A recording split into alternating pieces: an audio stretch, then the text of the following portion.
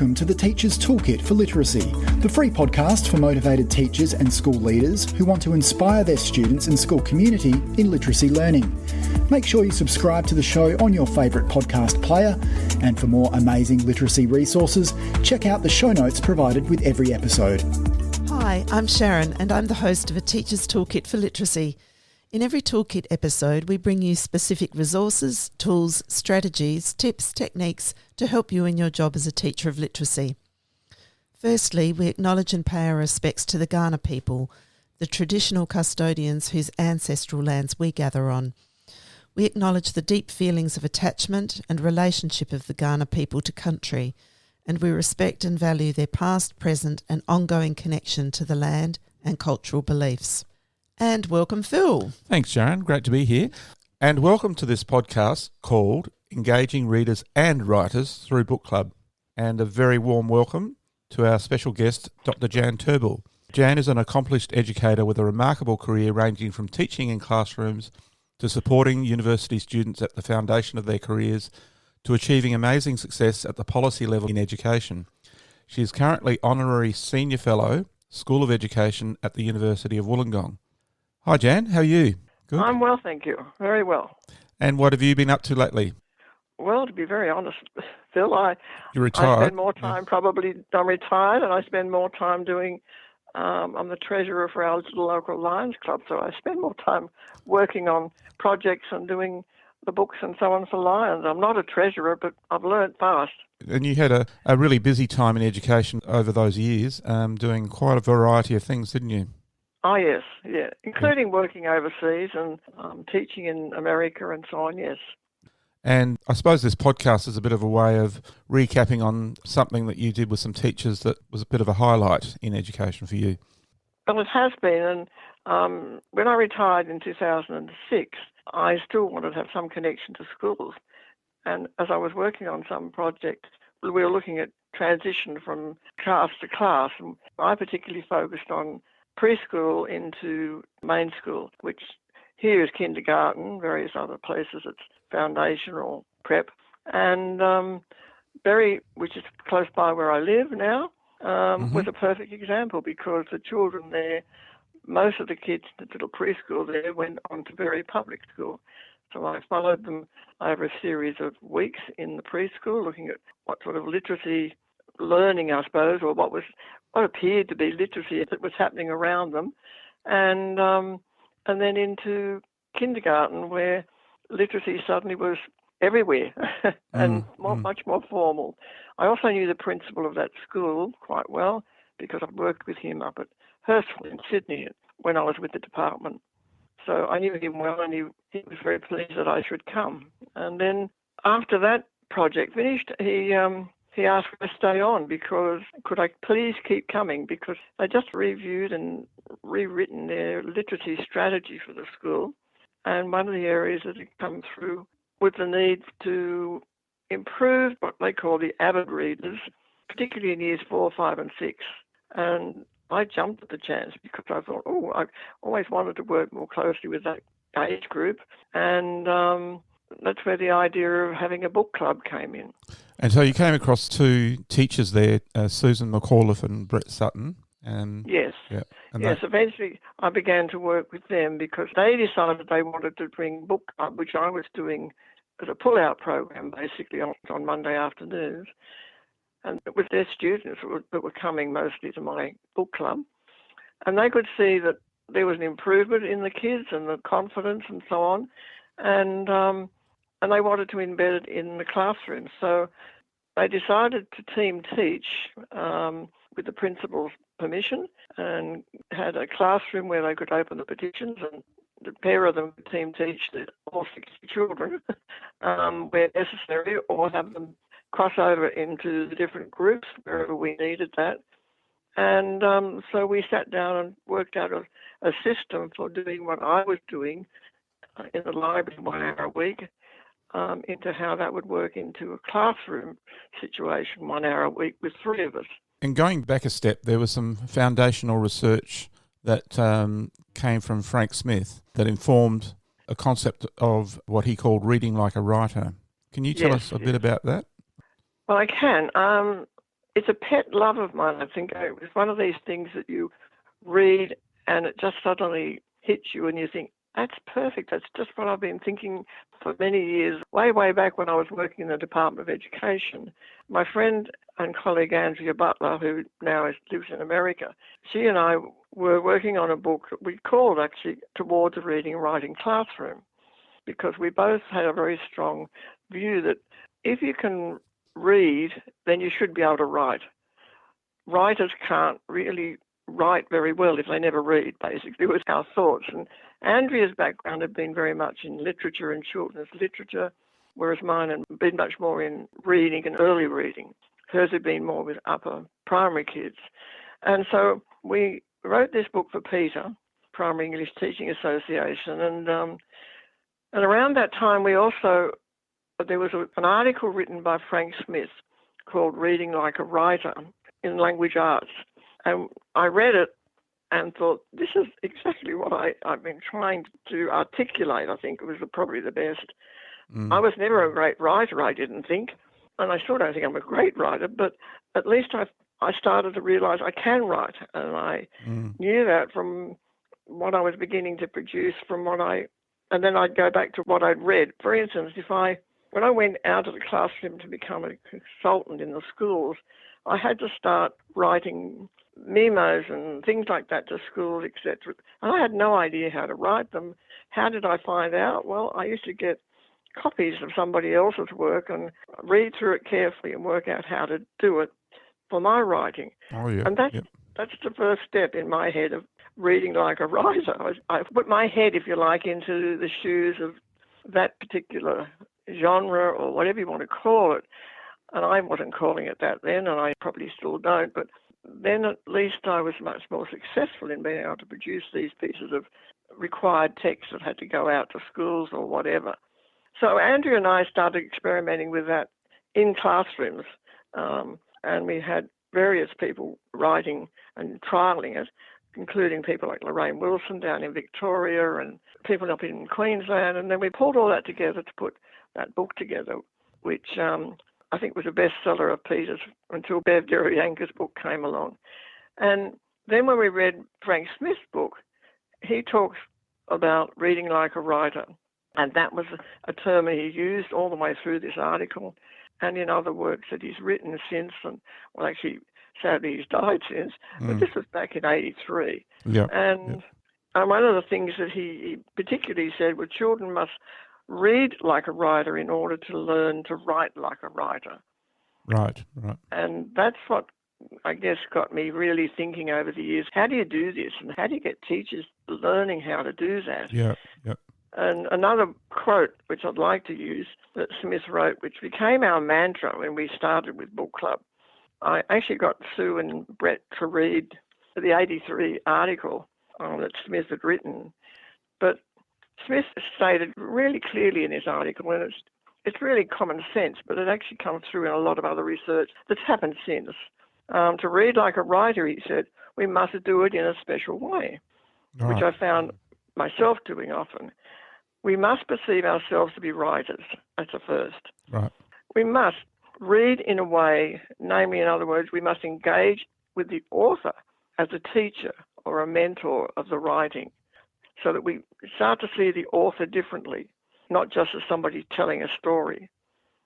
And then we need to get inside the head of the author so that we can understand how and why the author's chosen the particular words or whatever, expressions, even down to punctuation and grammar that's needed to make the piece of writing engaging. So the writer's craft, really, isn't it? Yeah. It is, and it's what Donald Graves called writer's craft. Right. And then when I heard Donald Graves speak about craft, I thought, wow, here's another one. And there were a whole lot of people around that time.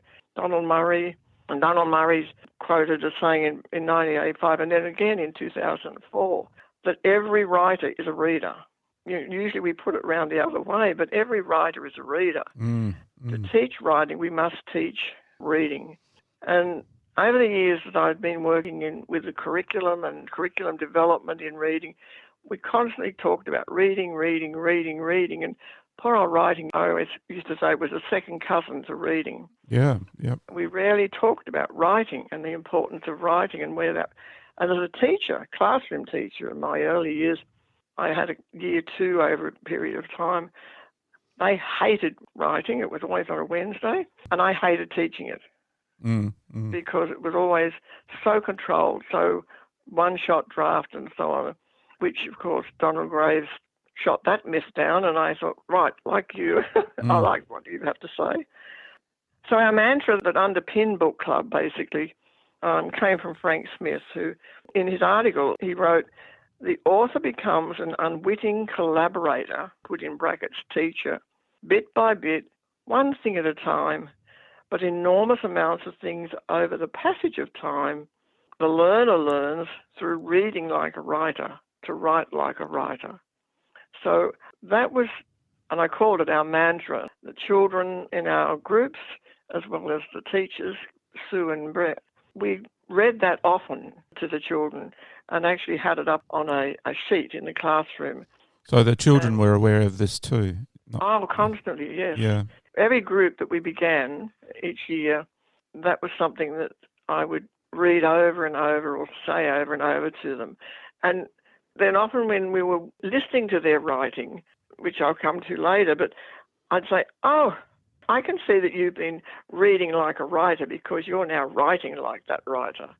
Yeah, yeah.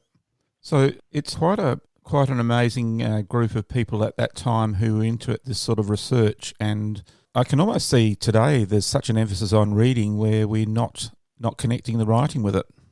Absolutely, yeah. I mean, I think the work of Bev Derabianca began to reconnect, if you like, but the focus went so strongly on functional grammar, and then, of course, assessing students' work through the functional grammar that it became so formulaic. And Bev herself was devastated by the way that happened. But Bev also researched that whole area, but took it from a much more of a grammar perspective, as has Beryl Exley over the years. But their focus is much more on unpacking the grammar that looks at I was trying to not necessarily dig into any one particular area of writing, but the overall, I guess, outcome of the writing. Did it engage you as a reader? Did it serve its purpose? Did it, was it what the audience wanted? And put that into the student's perspective. Is that what you as a student wanted? Did you engage in that? Or if you didn't, why not? What was wrong with it? Why didn't you get past the first 2 or 3 chapters? So do you think we lost sight of Frank Smith's reading like a writer idea? I think, yep.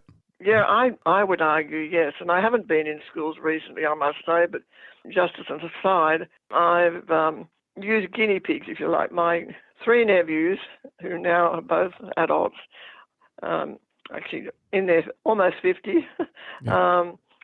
and they all are prolific writers and love writing personally and write in their particular areas. One is an associate professor in zoology over at Western Sydney Uni, and the other just works at national parks, but he writes because he enjoys writing. But they were my guinea pigs in the 80s. I had them I used to have them in my house on the weekends. Right. And I would say to them, let's have a go at doing this. And I would trial something and read them, and I'd say, you have a go at writing like that. And they would. I mean, and what they learned out of all that, those 3 anyway, or my younger nephew too, was that they can do it. Yeah. And when they can do it the way they want to do it, they can enjoy it. Yeah, yeah. Now, then with I've got great nieces and nephews now, and when we all get together, one of the things we do is in the afternoon after we've been swimming and everyone's tired, I gave them all a book and a pen and some pencils, and I used to say, right, let's do writing time. And we called it power writing, as we did in Story Club. And I'm getting away from that. But what's interesting is that there's 6 of them, 3 in each, from each of my nephews. They actually all like to write and enjoy writing. Not necessarily do they write novels, for goodness sake, but they know they can write. And that's the difference. They know they can if they have to. I just find it really interesting that there were such amazing ideas that came out of that period in the 80s, but we kind of lost sight of Because even today, I think we're not connecting the reading and the writing. We're looking at reading and focusing on that a lot. No, and yeah. I think NAPLAN's, we won't go too far in that, but I think NAPLAN has done a lot to destroy that too. However, that's another story. But I think Frank Smith also talked about assessment and how that can be detrimental to where you're going in the learning. Oh yes, Yep. yes. Yep. And that's something, again, when we did the book club, and I introduced what McCrory years ago talked about as being free writing, as did Donald Murray.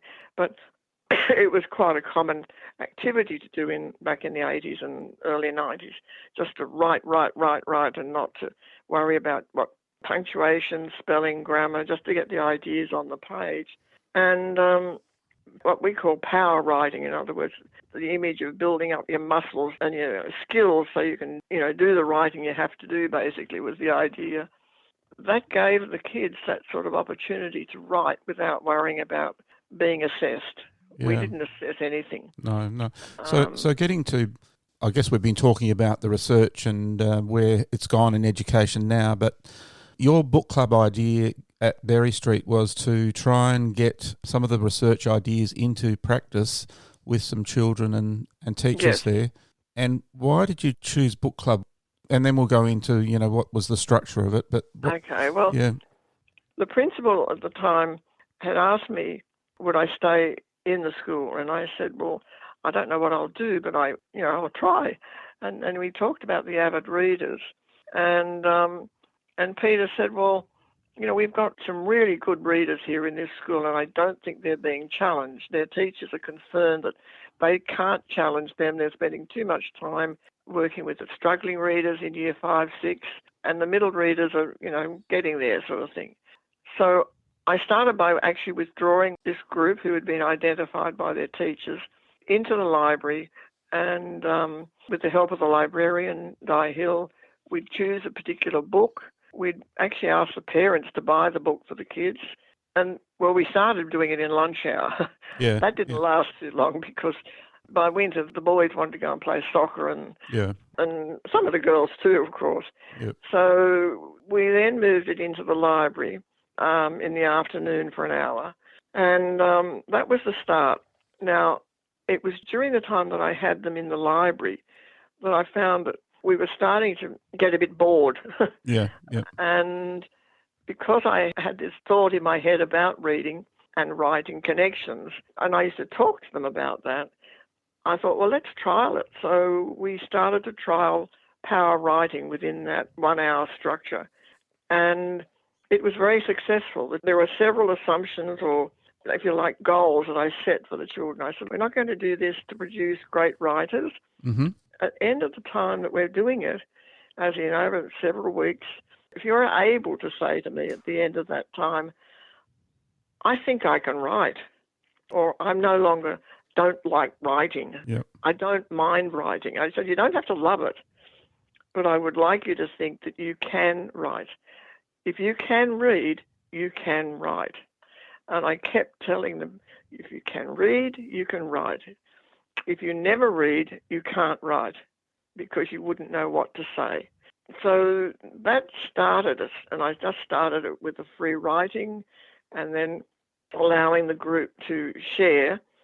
It was a bit of a schmozzle, I can say. Yep. It needed more structure. Yep. But it was working in the sense that the children wanted to come to book club. They'd remind their teacher after the break. We used to have an afternoon recess there. And they'd remind them at 2 o'clock, oh, we've got to go to book club. And off they come. Mm. So Sue particularly got very interested in it. And, they're both great teachers, but Sue was a great innovative teacher. She loved to take new ideas and adapt them into what she was doing or how she should teach and so on. In all the years I worked near her, beside her, with her, I never heard her ever put a kid down. She always said to all her kids, you can do this, you can do better than this.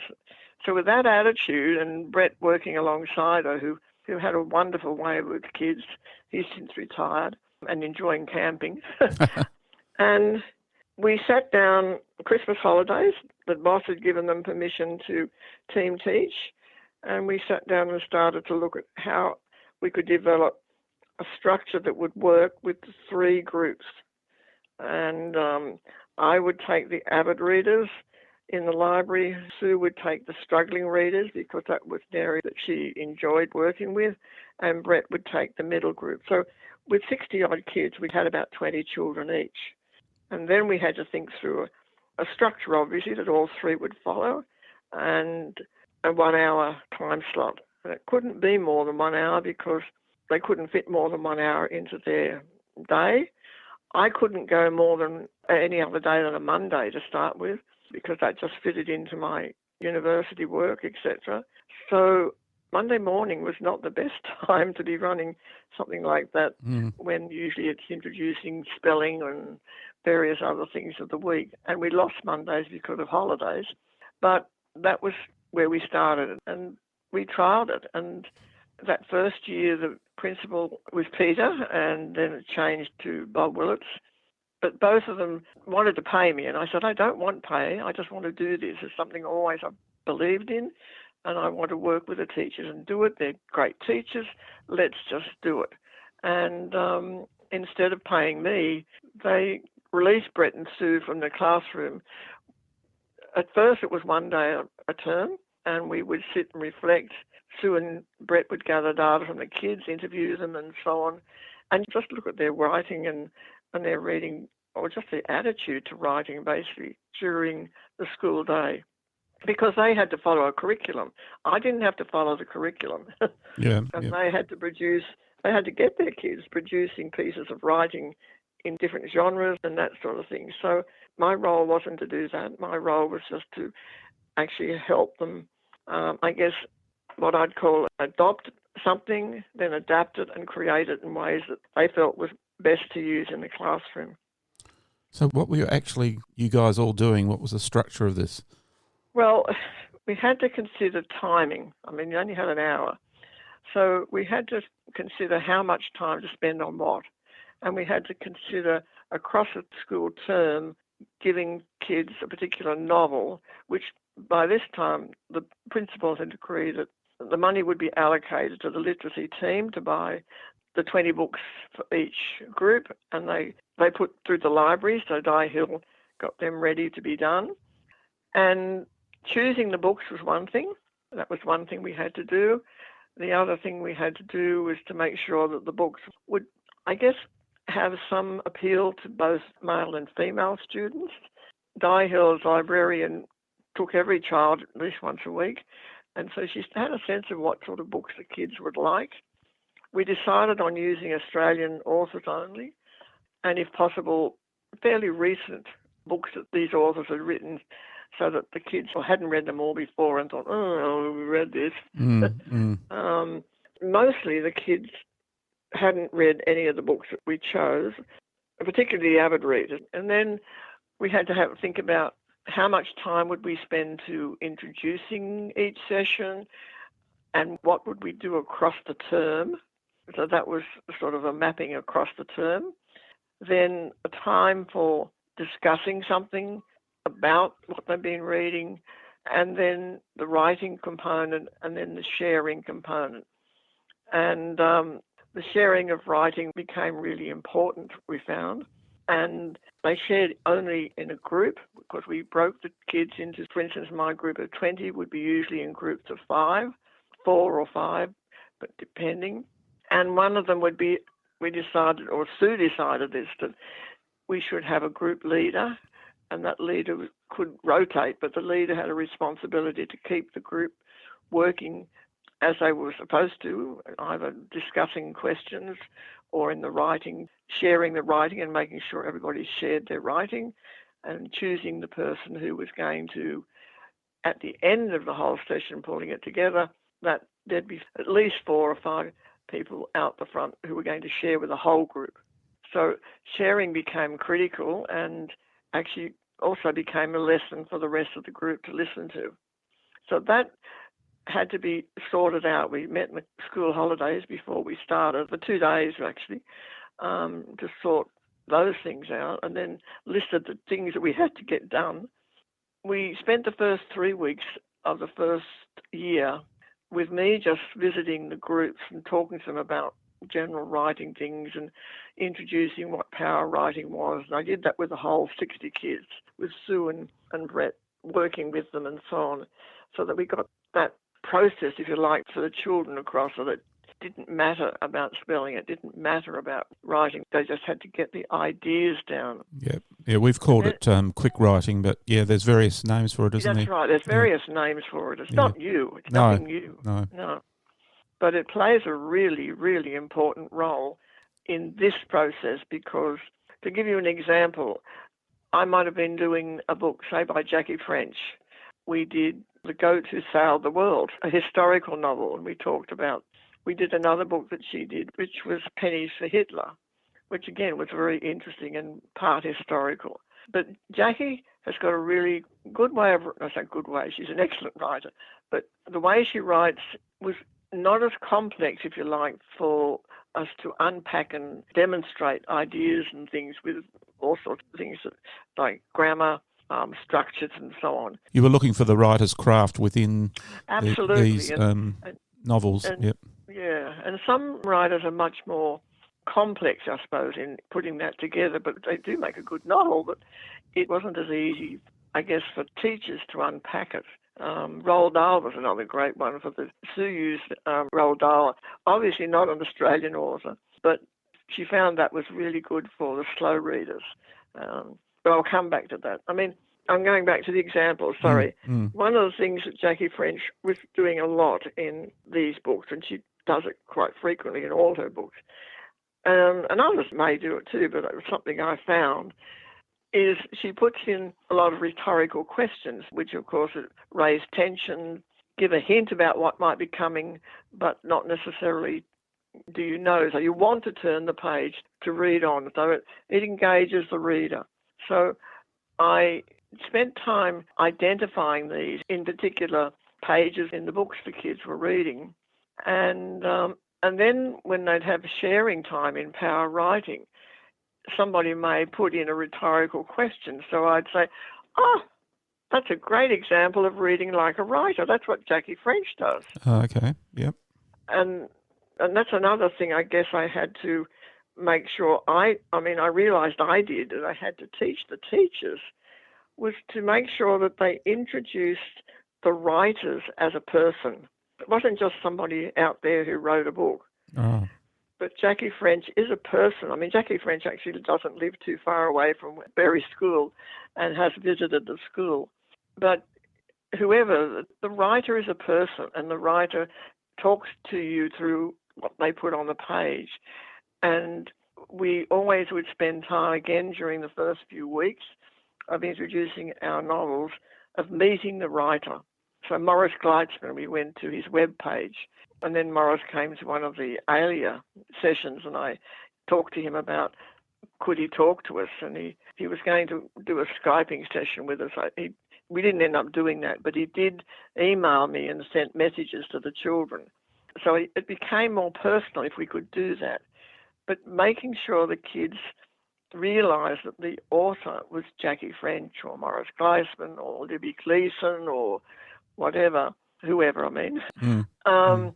They were actually listening to these people as writers and learning from these people. So, what did Jackie teach you about such and such? Or what did Libby teach you about this? Morris Gleitzman's humour. How does Morris get humour into this passage was the question I would ask the children. And then they'd start to pick up on the way he would put words together that would make it humorous. And interestingly, it didn't take long for them to pick that up in their power writing, particularly the boys. They became very quick at doing that. Yep. So those sort of examples, then you couldn't just leave them go. One of the things I had to make sure that I did, and Sue and Brett did, and any other teacher who came in and worked with on relief or whatever, understood was that they had to listen carefully to the children's writing. They had to have read the book. They had to get that sense of reading like a writer as well, and identify, I guess, when a child had done something in the writing that was what we were trying to demonstrate from the text, say, listen to that, and highlight it for the rest of the class to hear.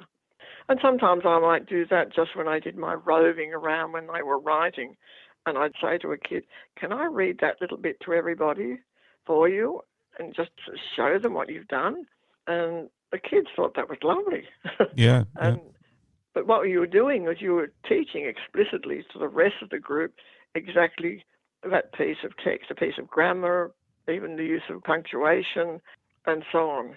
Yeah, I can't say it was ever mapped out week by week, we're going to do these things. Right. It had to happen, a teachable moment that we talked about for years, and trying to make sure that you grabbed the teachable moment and made that explicit when it happened. And you could be recording what you've been covering. I mean, it's really using the author as the guide to the literary devices and techniques that are being used. Yes. And the teachers are identifying them in the children's power writing, and the kids are starting to identify them themselves. Yes. But you can easily keep a record of all those things that have been covered, can't you? Yes, that's true. Yeah.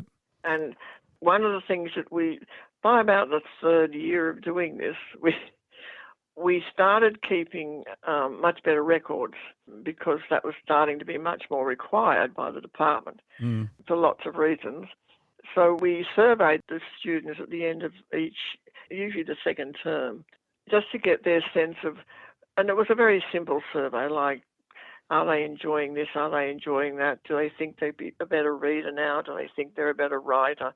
And they either ticked a box which was no, maybe, yes, or something. It was very simple.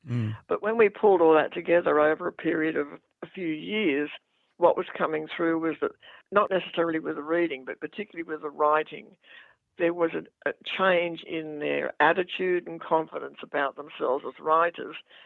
And at the very last part of the survey, we asked them, what did they think they learned about writing, what strategies they learned, the skills they learned from reading the novels, etc., from the writers that they were reading.